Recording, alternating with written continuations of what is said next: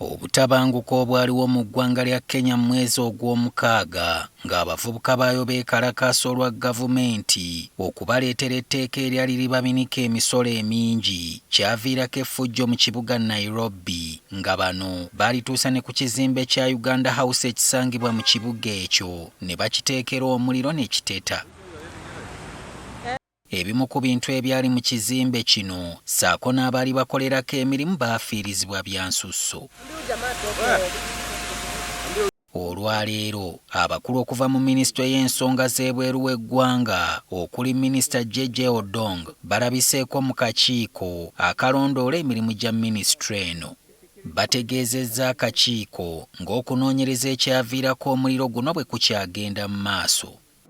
The investigations by the local authorities on the actual cause of the fire that gutted the building are still ongoing.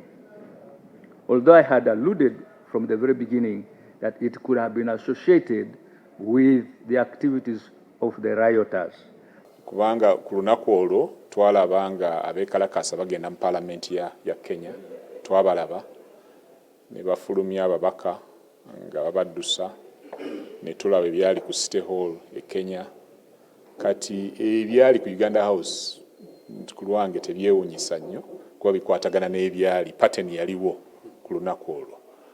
Gavumenti yali kyejjeesaasaanya obuwumbi 26 okuddaabiriza ekizimbe kino era bwe kyakwatira omuliro ng'omulimu gw'okuddaabiriza banaatera okuguggyako engalo. Leyo batunnyonnyole ekizimbe kyava ku kyo bawali ogaddibe ngalye nga bilioni 28 twawaayo bakola omulimu ogutasaana kati ne bafunayo akakisambu munnange zino ssente sisi bajja tubuuza buziraze katujjewo evidence ekyo ne report tugyetaaga. Kati tebannaba kutuddira kutugamba oba insurance abambitious gye baatwala yali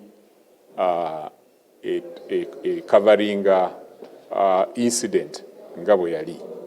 Kyokka kati yeetaaga ssente okuddamu okukiddaabiriza oluvannyuma lw'okukosebwa ennyo mu kwekalakaasa kw'abavubuka.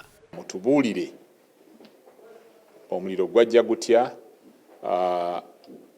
biki bye baayonoona era bya ssente nga mmeka bye byayonoonebwa.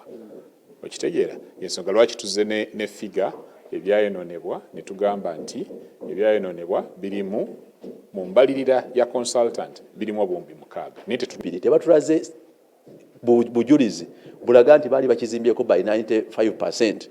Wabula okutugaba bugambi nti bo baagalayo bilioni 6 kyetuganye. Kubanga ekisooka abakozi b'embasi tebalina busobozi kumanya kyetaagisa. Bwetaagisawo abantu abali tekiniko ogenda okubalirira. Abakulu bano bagamba nti ekizimbe kino gavumenti y'e Kenya yali tesobola kukiwa bukuumi kubanga omubaka wa Uganda si waatuula nga kino kivaamu buvinsimbi nga tekigwamu ebyo ebirina okukuumibwa obutiribiri gavumenti y'e Kenya.